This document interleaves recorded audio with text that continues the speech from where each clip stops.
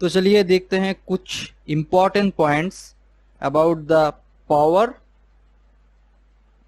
And RMS value of sinusoidal signal. ठीक है, okay.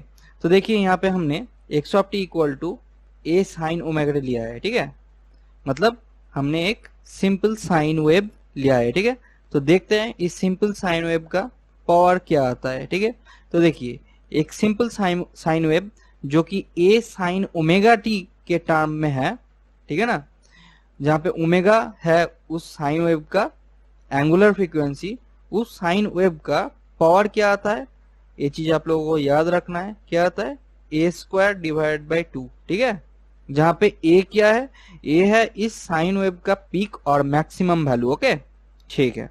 तो एज यूजुअल इसका आरएमएस वैल्यू क्या आएगा, आरएमएस वैल्यू क्या आएगा, पावर का रूट। ठीक है ना, तो पावर का रूट, पावर क्या है आपका ए स्क्वायर डिवाइड बाई 2, मतलब यहाँ पे हम लोग क्या लिखेंगे, root over of power, power मतलब ए स्क्वायर डिवाइडेड बाई 2। ठीक है, इक्वल टू क्या आ गया आपका, ए डिवाइडेड बाई रूट 2। ठीक है, तो किसी साइन वेव जो कि ए साइन ओमेगा टी, और ये चीज को ऐसे भी लिख सकते हैं ए कॉस ओमेगा टी, ठीक है ना, x of T equal to A sine omega t हो या a sine a cos omega t हो, इन दोनों केसों में ही, ठीक है ना, पी का वैल्यू जो होता है वो ए स्क्वायर डिवाइड बाई 2 होता है, जहां पे ए क्या है, इस साइन वेव का या इस कोसाइन वेव का मैक्सिमम वैल्यू और पीक वैल्यू। ठीक है, तो P इज इक्वल टू मतलब power equal to A square divide by 2 आ गया। आरएमएस वैल्यू क्या आएगा, पावर का रूट मतलब ए square divide by 2, A square divide by 2 का रूट मतलब ए डिवाइड बाई रूट 2। ठीक है, तो ए चला गया हमारा केस नंबर 1। ठीक है, तो चलिए देखते हैं केस नंबर 2। ठीक है, केस नंबर 2 में देखिए क्या लिया है हमने, x of T equal to क्या लिया है, ए साइन ओमेगा 1 टी लिया है। ठीक है, plus b sine omega 2 t लिया है। ठीक है, प्लस क्या लिया है, सी एक कांस्टेंट लिया है। ठीक है, जहां पे हम लोगों ने ये भी नोटिफाई कर दिया है कि ओमेगा 1 मतलब angular frequency of this wave is not equal to the angular frequency of this wave. Okay, मतलब omega 1 is not equal to omega 2। तो इस सिग्नल का पावर क्या आएगा वो देखते हैं। चलिए, तो पहले तो एक कंडीशन होता है कि अगर इस साइन वेव का पावर जो है, मतलब इस साइन वेव का जो एंगुलर फ्रीक्वेंसी है, ठीक है ना, वो अगर इस साइन वेव के एंगुलर फ्रीक्वेंसी के बराबर ना हो, ठीक है, तो फिर हम लोग डायरेक्टली ऐसा लिख सकते हैं, A square plus B square. ठीक है, ए square plus B square divided by 2। ठीक है, प्लस सी स्क्वायर। सी स्क्वायर किस लिए, सी स्क्वायर है कांस्टेंट। ठीक है ना, मतलब किसी कांस्टेंट का पावर क्या आता है, किसी कांस्टेंट का पावर उसका स्क्वायर के बराबर होता है। ठीक है, ठीक है। तो अब एज यूजुअल हम लोग आरएमएस वैल्यू क्या लिखेंगे, आरएमएस वैल्यू जो होता है वो पावर का रूट होता है। सब समय ये चीज याद रखना कि आरएमएस वैल्यू क्या होता है, पावर का रूट। मतलब यहाँ पे पावर क्या निकला है आपका, a square plus B square divided by 2। ठीक है ना, a square plus B square divide by 2 plus of c square. ठीक है, इसका होल रूट इक्वल टू आपका क्या आ गया, इसका होल रूट इक्वल टू आपका आ गया RMS value of this signal. ठीक है, तो x of T equal to A sine omega 1 t plus b sine omega 2 t plus of c, for omega 1 the angular frequency of this signal is not equal to omega 2 the angular frequency of this signal. Okay, then power of this whole signal will be a square plus of b square divided by 2. ठीक है, जहां पे a है इस sign मतलब इस signal का pick value, b है इस सिग्नल का पिक वैल्यू, एंड c जो है वो कांस्टेंट है। तो कांस्टेंट का पावर क्या होता है, उसका होल स्क्वायर होता है। तो फिर कांस्टेंट का आरएमएस वैल्यू क्या आएगा, कांस्टेंट का आरएमएस वैल्यू क्या आएगा, देखिए ये भी लिख देते हैं। कांस्टेंट कोई भी कांस्टेंट एक सिग्नल है, ठीक है ना, मान लीजिए उसको c, ठीक है ना, तो फिर इसका पावर क्या आएगा, पावर p इक्वल टू क्या आएगा, सी स्क्वायर आ जाएगा। ठीक है ना, ओके।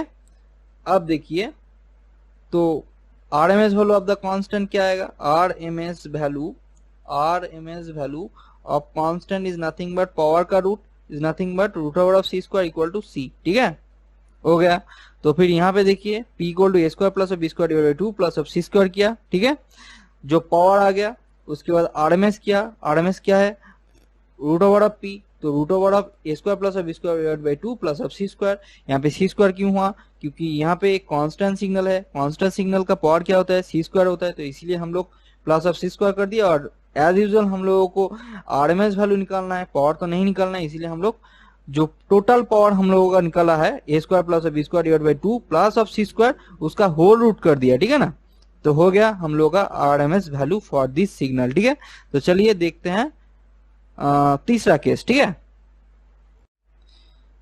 हाँ, तो चलिए देखते हैं केस नंबर 3, ठीक है ना। तो केस नंबर 3 में हम लोग क्या किए हैं, देखिए केस नंबर 3 में हम लोगों ने क्या लिया है, एक्स ऑफ टी लिया है, ठीक है। X of T equal to क्या लिया है, ए साइन ओमेगा 1 टी, ठीक है, plus of b sine omega 2 t plus of theta, ठीक है ना, प्लस ऑफ सी, ठीक है।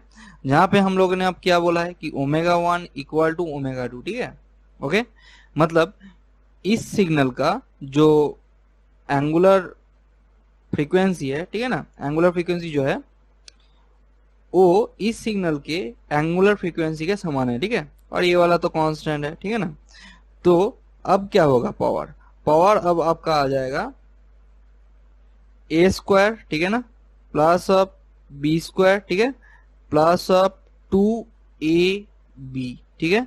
ये वाला न्यू टर्म आ गया 2ab इंटू कॉस, क्या आएगा, कॉस थीटा, ठीक है, डिवाइड बाई 2, ठीक है। अब देखिए यहाँ पे ए क्या है, ए है आपका इस सिग्नल का पिक वैल्यू, बी क्या है, इस सिग्नल का पिक वैल्यू, ठीक है। और यहाँ पे कॉस थीटा क्या है, कॉस थीटा है इस सिग्नल का और इस सिग्नल का फेज डिफरेंस, ठीक है ना। तो देखिए इस सिग्नल का फेज क्या है, इस सिग्नल का फेज है आपका थीटा, तो थीटा, ठीक है। और इस सिग्नल का फेज क्या है, 0, तो theta minus of 0 equal to क्या आ गया, थीटा आ गया। इसीलिए हम लोग कॉस थीटा लिख दिए हैं, ठीक है ना। असल में ये थीटा नहीं होगा, ये वाला और एक एंगल होगा जो फाई होगा, ठीक है। मतलब ए square plus B square plus of 2ab cos phi लिख देते हैं, चलिए इसको फाई, ठीक है, फाई, ठीक है, divide by 2, clear. A square plus B square plus of 2ab cos phi divide by 2, okay. जहां पे फाई क्या है, फाई है आपका इस सिग्नल का और इस सिग्नल का, ठीक है, इस सिग्नल का और इस सिग्नल का आपका फेज डिफरेंस है आपका फाई, ठीक है ना। तो इस सिग्नल का फेज क्या है, थीटा है, ठीक है। इस सिग्नल का फेज क्या है, 0 है। तो फिर phase difference between these two signals is equal to phi equal to theta minus of 0 equal to theta, ठीक है। तो इसीलिए हम लोगों ने लिख दिया a square plus B square plus of 2ab cos phi divided by 2, ठीक है। तो ये तो इसके और इसके लिए आया, तो अभी भी कांस्टेंट मेरा पड़ा हुआ है, तो कांस्टेंट के लिए क्या लिखेंगे, प्लस ऑफ सी स्क्वायर, ठीक है। क्योंकि हमने पिछले स्लाइड में आप लोगों को समझाया कि कांस्टेंट का पावर क्या आता है, उसी कांस्टेंट का स्क्वायर हो जाता है, ठीक है। इसका मतलब अगर कहीं पे किसी क्वेश्चन में सिर्फ कांस्टेंट दिया जाए और आप लोगों से पूछे कि अच्छा बताओ इस कांस्टेंट का पावर क्या है, ठीक है ना, इस कांस्टेंट सिग्नल का पावर क्या है, तो फिर आप सिंपली उसी कांस्टेंट सिग्नल को, ठीक है ना, आप होल स्क्वायर कर दोगे, ठीक है ना। मतलब अगर सी आपका कोई एक्स ऑफ टी अगर मान लिया जाए, x of T equal to c है, ठीक है ना, और आपको पावर पूछ रहा है पी, पी इक्वल टू क्या आ जाएगा, सी स्क्वायर आ जाएगा, ठीक है। आपको अगर आरएमएस वैल्यू पूछा जाए तो फिर क्या आएगा, सी आ जाएगा, क्योंकि यहाँ का सिंपली रूट कर देंगे, ठीक है ना, तो फिर सी आ जाएगा, ठीक है। तो ये चीज याद रखना होगा, ठीक है। तो इसीलिए हमने यहाँ पे क्या कर दिया, इस कांस्टेंट के लिए यहाँ पे प्लस ऑफ सी स्क्वायर कर दिया, ठीक है। तो यहाँ पे तो ओवरऑल पावर हम लोगों को मिल गया, ठीक है। अब आरएमएस क्या होगा, RMS value equal to root over of power, जो टोटल पावर हम लोगों को मिला है, ठीक है। तो टोटल पावर हम लोगों को क्या मिला है, देखिए टोटल पावर हम लोगों को जो मिला है वो एज यूजुअल हम लिख देंगे, अब a square plus B square plus 2ab, okay, cos phi, ठीक है, divide by 2 plus C square, ठीक है ना। ये सी स्क्वायर पूरा रूट ओवर के अंदर ही है, ठीक है। मतलब हम सिंपली इस पी का रूट कर रहे हैं, ठीक है। जहां पे a square plus B square, p equal to क्या है, p equal to A square plus B square plus 2ab cos phi divide by 2 plus C square. तो पी का पूरा रूट कर दोगे तो आपका ए आ जाएगा, ठीक है ना। तो यहाँ पे आपका आरएमएस वैल्यू जो आएगा वो रूट पी आ जाएगा, मतलब ये आ गया, ठीक है ना। तो ये चला गया आप हम लोगों का केस नंबर 3, ठीक है। तो चलिए इस कॉन्सेप्ट के रिलेटेड एक क्वेश्चन भी देख लेते हैं, जाते आप लोगों के मन में अगर कोई भी डाउट रहे तो वो डाउट भी आप लोगों का क्लियर हो जाए, ठीक है। तो चलिए देखते हैं एक न्यूमेरिकल, ओके।